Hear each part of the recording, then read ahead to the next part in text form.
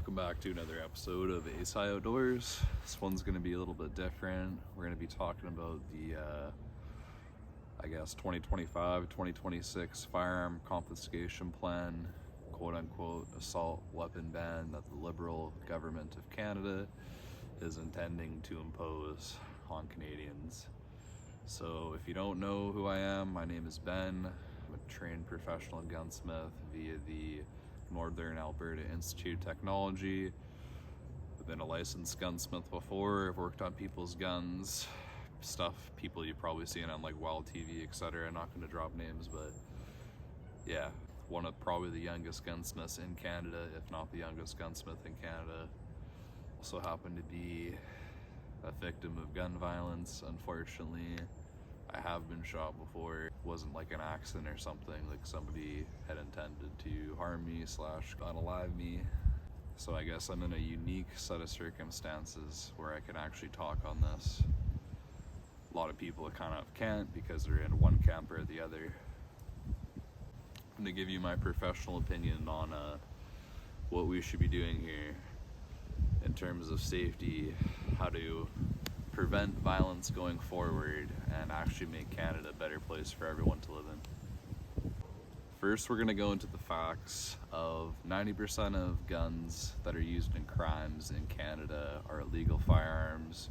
The other 10% are mostly untraceable, meaning they can't trace whether they came from the States or from somewhere else because somebody's buzzed the serial numbers off.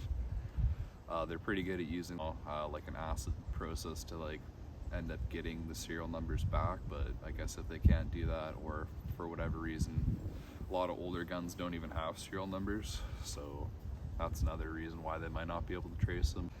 The brass tacks is that in the last 5 years of the AR-15 and all other 2500 models that they've banned, not once has this rifle that's been owned legally been used in a negligent fashion, form, or has been used against public safety, etc. So that kind of goes to show you right now that it's obviously not a problem. There needs to be focus on legal use of things like handguns.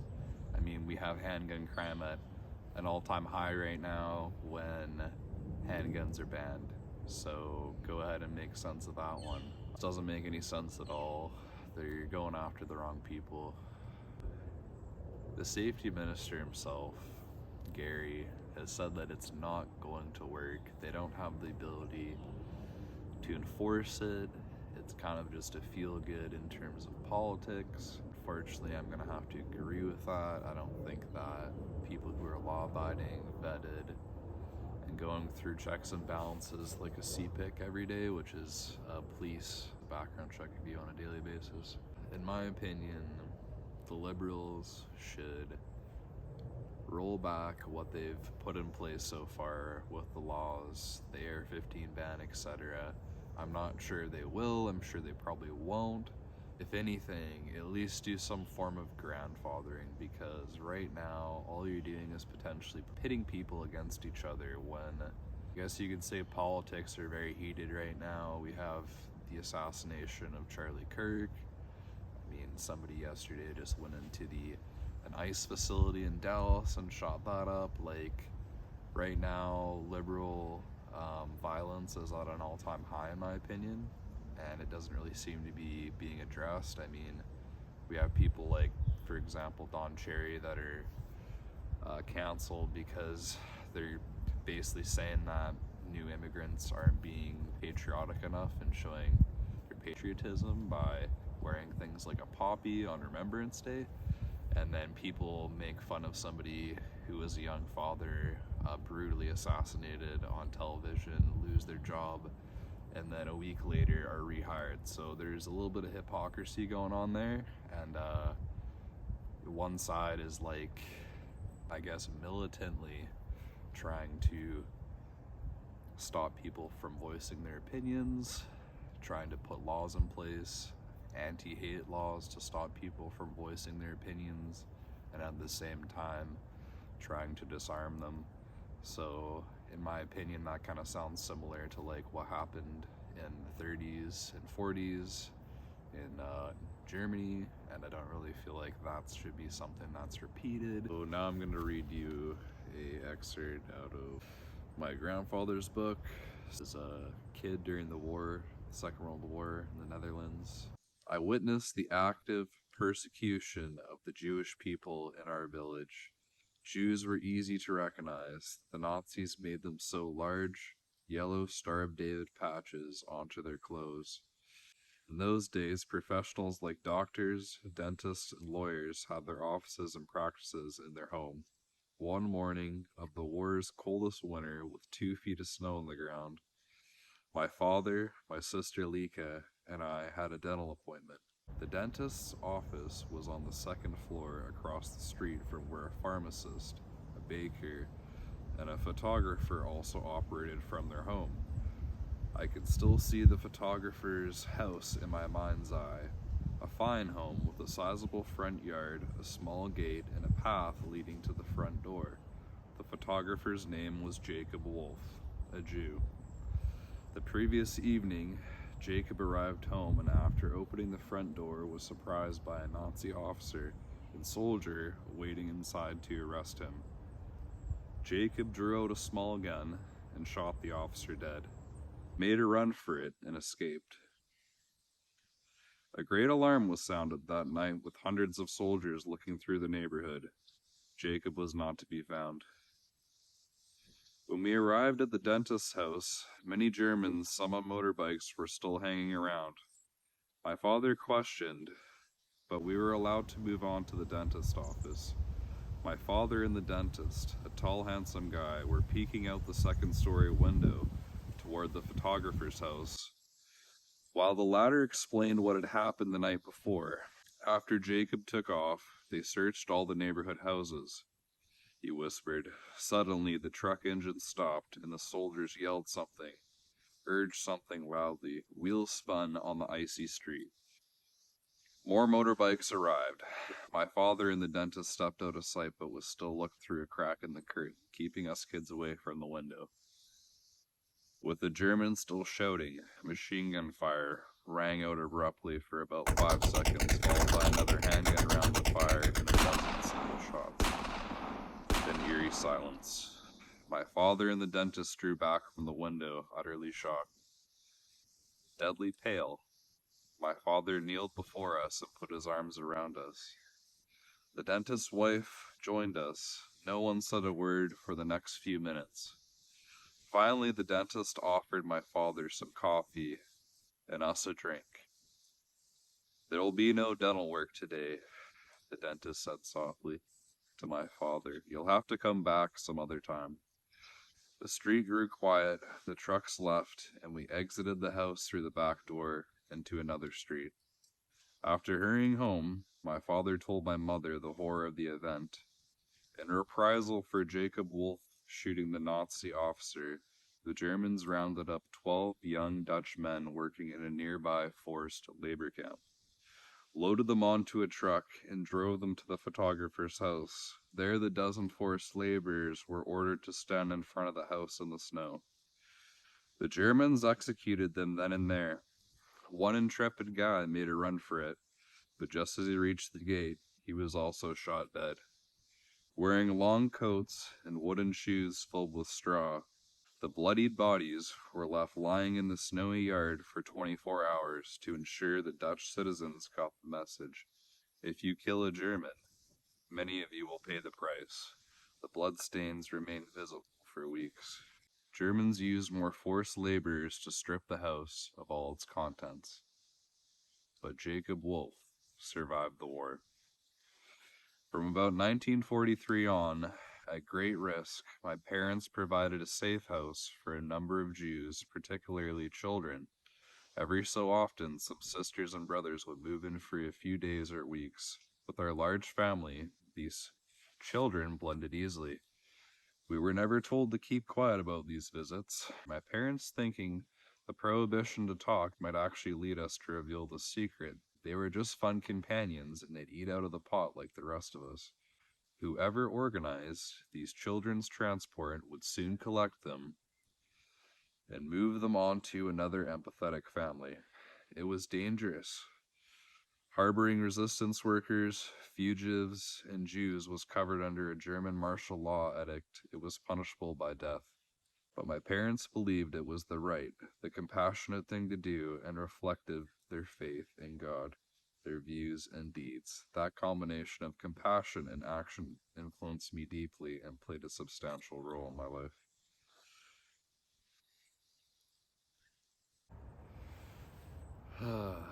So now you've heard the story of Jacob Wolf. I really don't want things to get to that point. Like I said, I'm a gunsmith. 99% of the customers I've dealt with have said personally that they are not going to comply. I'm not going to say they're planning to resist it. I'm not going to say that. Yeah, the question is, if there's people like Jacob Wolf out there, what is the plan?